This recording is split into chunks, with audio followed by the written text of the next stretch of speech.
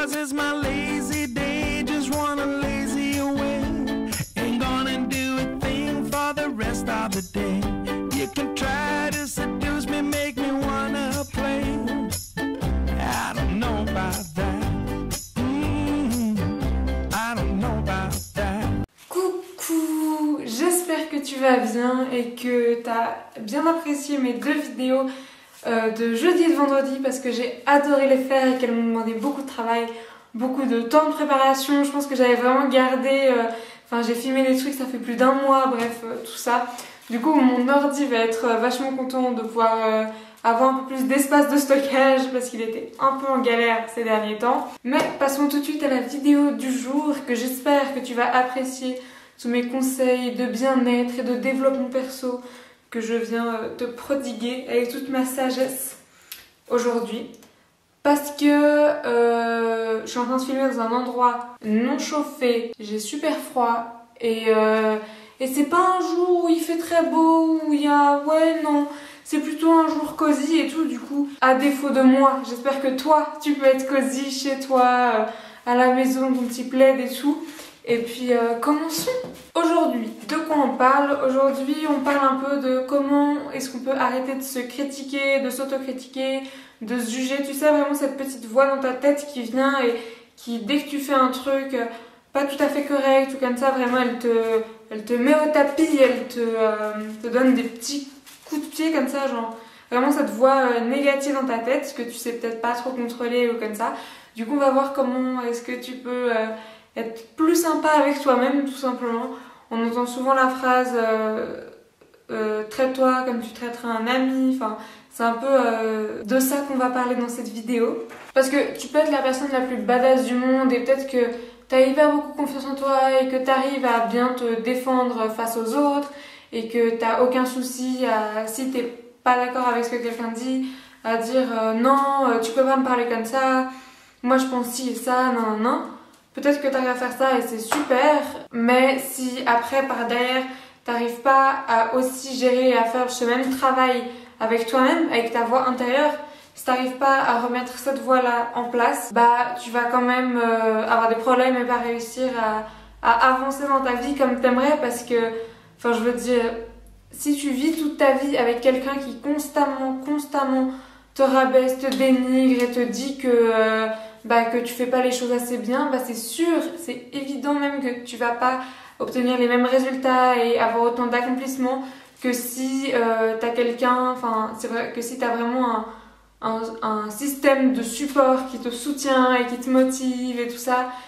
Et oui, bien sûr, tu peux avoir une famille et des amis géniaux qui te soutiennent dans tout ce que tu fais et c'est tout ce que je te souhaite, mais il faut aussi que ça vienne de toi, il faut aussi que toi-même t'arrives à être ton plus grand cheerleader parce que je trouve incroyable qu'on ait la possibilité d'avoir cette voix intérieure, de communiquer avec nous-mêmes un peu et genre on peut soit voir ça comme une chance et trop l'utiliser justement pour devenir notre propre cheerleader et nous hype up à chaque fois et nous motiver et c'est trop bien et on forme une team vraiment, tu vois, pour obtenir ce qu'on veut, pour avoir les accomplissements qu'on veut et avoir la vie qu'on veut avoir. Et si c'est pas ça, c'est l'alternative inverse, à savoir du coup ça reste notre voix négative et ça reste vraiment juste quelque chose de négatif et qui nous met des bâtons dans les roues et qui nous empêche d'avancer. Et donc c'est un peu ces deux possibilités. Et oui, bien sûr, il y a aussi une balance et il y aura des jours où tu seras beaucoup plus négatif que d'autres et c'est normal. Il faut pas non plus que tu essaies d'être tout le temps positif. Mais j'ai l'impression que la plupart des gens, on parle toujours d'une petite voix négative dans notre tête et pas très souvent d'une petite voix positive et je trouve ça dommage. Et c'est vrai que en s'entraînant, on arrive à être plus sympa avec soi-même et avoir plus de compassion et ça peut être un outil tellement incroyable. Imagine juste si tu as une cheerleader et quelqu'un qui te hype up et qui te motive à chaque instant de ta vie ou à chaque fois que tu dois faire quelque chose d'un peu difficile, ce serait incroyable.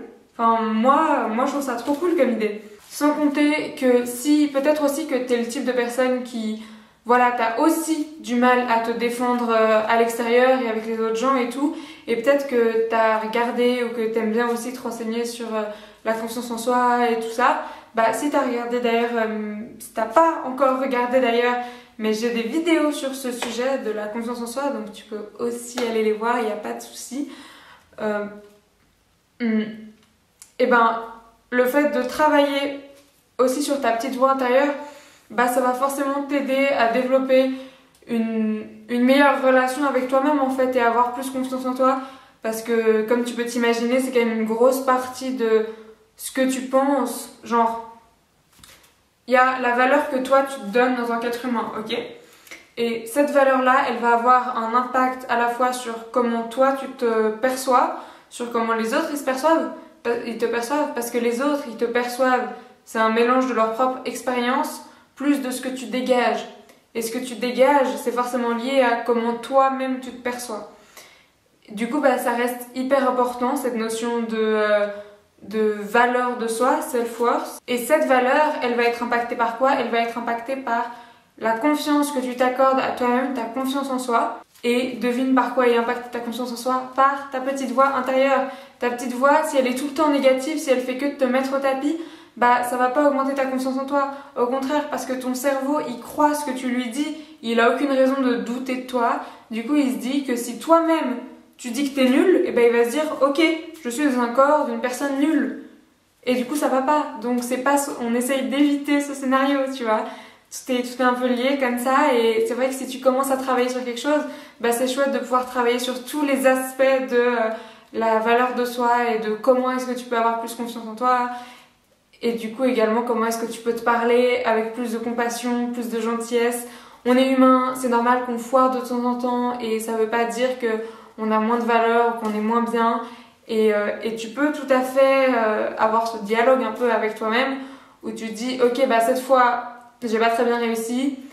Ça veut pas dire que je suis nulle, ça veut pas dire qu'il faut utiliser des mots aussi forts pour me décrire moi et la situation. Donc bien entendu, le premier truc qu'il faut essayer de faire, c'est d'être plus gentil avec toi-même. Et donc moi, ce que je te propose, parce que généralement c'est assez difficile de directement passer de voix négative à voix positive, c'est de rajouter une voix dans la conversation. C'est-à-dire que quand tu commences à avoir toutes ces pensées négatives et ta petite voix qui commence à parler non, vraiment, t'as trop foiré, blablabla, et ben là, tu peux t'imaginer, ça peut être un vrai personnage, ça peut être quelqu'un d'imaginaire, mais tu rajoutes quelqu'un en fait qui vient te hype up, qui va être ton cheerleader. Et ça peut être, je sais pas moi, ton acteur préféré, on s'en fout, de toute façon, il n'y a pas de honte, c'est entre toi et toi-même. Donc je sais pas moi, par exemple, je sais pas moi, Jack Sparrow qui vient et qui commence à parler de toi, mais de manière positive, genre, où du coup il y a ce dialogue de ta voix négative, et à chaque fois que la voix négative elle dit un truc négatif, et ben là il y a la personne de ton choix, ton cheerleader, qui vient contrebalancer ça avec quelque chose de plus positif. Donc voilà, vraiment rajouter une sorte de troisième personne, ça peut t'aider au début à te rendre compte à chaque fois que tu commences à utiliser ta voix négative, et un peu à la contrecarrer de manière fun. À chaque fois que tu as des pensées, des réflexions négatives sur toi-même, ce que tu peux faire, c'est les noter. Comme ça, tu vas te rappeler de vraiment quel langage tu utilises, et je pense que ça va te choquer un peu de te rendre compte à quel point on est méchant avec soi-même. Genre, on utilise vraiment des mots, mais durs pour se décrire, ou pour décrire comment est-ce qu'on a foiré une situation. Et puis, une fois que tu as fait cette réalisation-là, à chaque mot que tu utilises souvent, ou façon de te décrire, t'essaies de trouver une façon plus gentille, une façon plus constructive de dire. Souvent on dit qu'on ne devrait pas accepter les critiques qui sont pas constructives. Bah c'est la même chose avec toi-même. Si c'est juste t'es nul, t'es moche, blablabla, ça va pas t'aider à grandir, ça va pas t'aider à t'améliorer, et ça va juste te faire du mal en fait. Du coup transforme ça en quelque chose genre, au lieu de dire t'es nul, tu peux mettre j'ai de quoi m'améliorer. Genre ok, je suis pas le meilleur à ce truc, mais c'est pas grave, c'est pas la fin du monde. En parlant de ce sujet là, du fait que tu peux être nul à quelque chose et qu'il faut vraiment pas que tu t'enfermes en fait dans ce truc où ok bah là tu viens de faire un truc et t'as échoué. En fait je viens de regarder un TED Talk que j'ai tellement aimé d'ailleurs, que je l'ai aussi montré à mes parents et tout, enfin bref. Ce TED Talk il est génial, il m'a trop inspiré. C'est une prof qui me l'a montré, et je vais te le mettre dans la description si ça t'intéresse. C'est de Carol Dweck, je crois, c'est en anglais, mais il y a les sous-titres en français si tu veux. Ça s'appelle The Power of Yet, donc le pouvoir du encore ou du pas encore. Donc en fait, c'est le fait que au lieu de garder une façon de penser en fait qui est fixée, où tu te dis qu'une fois que tu as essayé un truc et que tu as échoué, tu n'as pas réussi, et bah tant pis, c'est juste que tu t'es mesuré au truc, ça n'a pas marché, tant pis. Et bah au lieu de garder cette façon de penser qui est fixe, tu commences à penser avec une façon de penser de croissance, où tu peux t'améliorer, où tu sais que bah c'est pas grave si tu réussis pas tout de suite.